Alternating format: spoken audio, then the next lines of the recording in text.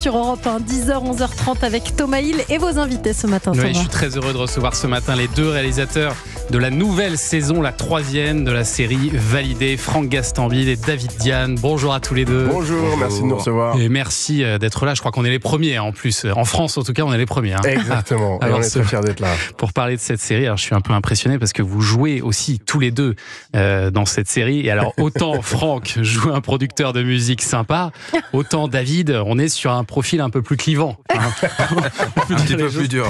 Ouais. On a tous un peu peur de lui. Les acteurs ont peur de lui. C'est grâce à David que les acteurs sont à l'heure le matin. Ah ouais, donc ça marche bien. David, il a le charisme dont on a besoin quand on fait une série dans le rap. Voilà. Mais alors, comment vous partagez le travail entre vous deux? Parce que je disais, vous réalisez tous les deux la série. Franck, vous l'avez créée, cette série. Et alors, comment ça se passe aujourd'hui, la répartition des rôles entre vous? David, si tu me permets, pour la petite histoire, David, on se connaît depuis plus de 20 ans. Il a été mon premier assistant mise en scène dans mon premier film, Les Carrières.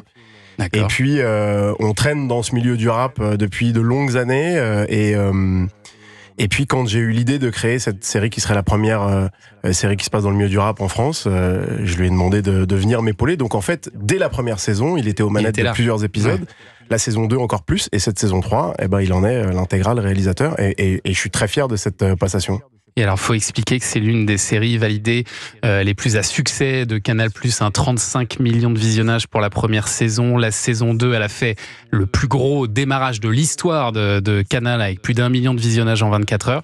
Et ce sera peut-être battu là avec les 2 premiers épisodes de la 3e saison qui arrivent si lundi. On rentre en confinement. Il y a ce petit paramètre en plus. C'est vrai que ça vous avait bien aidé sur la première saison, le confinement. Oui, évidemment, les mauvaises langues disaient que c'était grâce au confinement. Mais en tout cas, oui, on a vécu un moment très particulier de l'histoire de l'humanité quand même. Et le fait est que la série est sortie quelques jours après. Je crois qu'avec le recul, ce que ça a permis, c'est que des gens qui n'avaient pas du tout prévu de regarder une série qui se passe dans le milieu du rap l'ont regardée. Et c'est notre grande fierté aussi, c'est que cette série a touché des gens bien au-delà des fans de cette musique. Vous avez été dépassé, vous, par le succès du truc. Vous pensiez pas que ça allait marcher aussi bien? En vrai, Validé, la première saison. On peut jamais prévoir que ça marche autant que Validé a marché, ça c'est sûr. Ouais. Et effectivement, le fait que ça ait dépassé sa cible, je pense que c'est ça qui a fait le succès de cette série, et ça en a fait une série culte. Mais du coup, ça met la pression, j'imagine, pour la saison 3. On a envie de faire aussi bien que pour la 1 et la 2. Oui, on a envie de faire aussi bien, mais c'est une pression qui est positive. Il y a eu quand même un vrai engouement du public et on a été attendu avec pas mal de bienveillance en réalité. Et alors pour ceux qui ont loupé les 2 premières saisons, alors déjà c'est pas bien, c'est dommage pour vous en tout cas, mais disons-le tout de suite, on peut très bien raccrocher les wagons sur cette 3e saison, il n'y a aucun problème. Ouais, c'était une demande aussi de Maxime Saada, le patron de Canal, qui est un peu le parrain de cette série et qui me disait, puisqu'on va revenir avec un peu de temps entre la 2 et la 3, faisons en sorte qu'on n'ait pas forcément besoin d'avoir vu les 2 premières saisons. Mais moi, je pense qu'il se trompe et qu'il faut qu'on voit les 2 premières saisons qui sont en replay sur le site de Canal. Voilà. Mais ça marche quand même parce qu'à chaque fois, vous vous focalisez sur l'histoire de stars montantes du rap et ça change à chaque saison.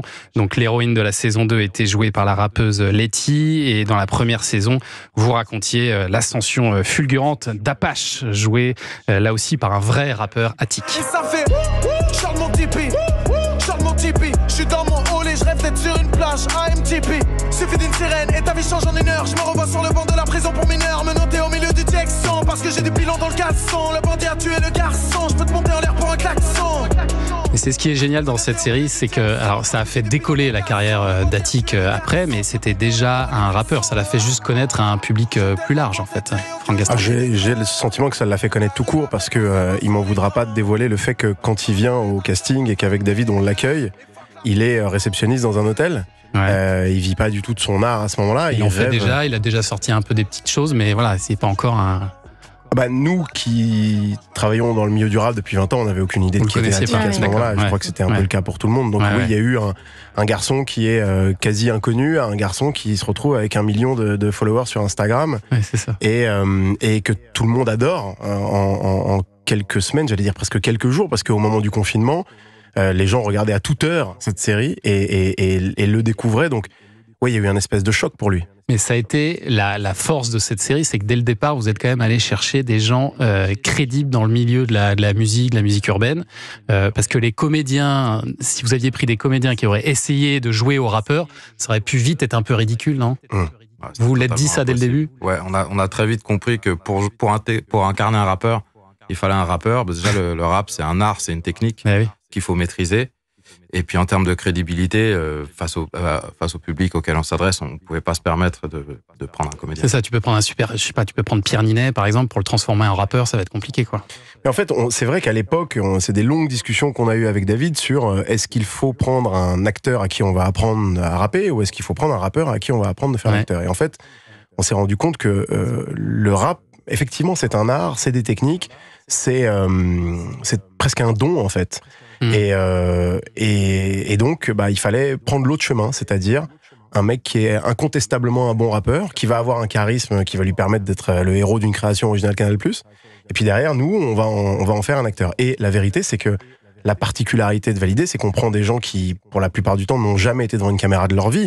On parle d'Attic, mais c'était aussi le cas de Brahim Boulel ou Saïdou Camara. Brahim Boulel aussi, c'était ses tout débuts. Bien sûr, c'est leur premier casting à tous. Parce que depuis, il a vraiment fait carrière, lui, dans le cinéma. Et on est très fiers de ça. Mais c'est vrai que là, c'était la première fois qu'ils étaient devant une caméra.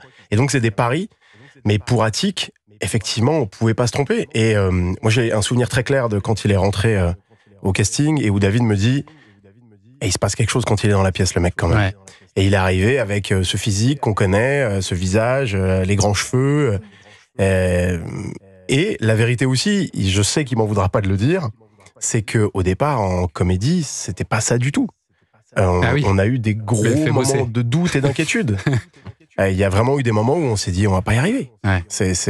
Il a fallu vraiment beaucoup travailler. Et comment vous avez fait ? Vous avez travaillé avec des coachs en comédie, des profs de comédie ? Comment vous avez fait avec Attic ? Avant ça, c'est beaucoup de répètes. C'est des semaines de répètes qui parfois se terminaient par des crises d'angoisse. On se disait on va pas y arriver, ils sont pas bons, quoi.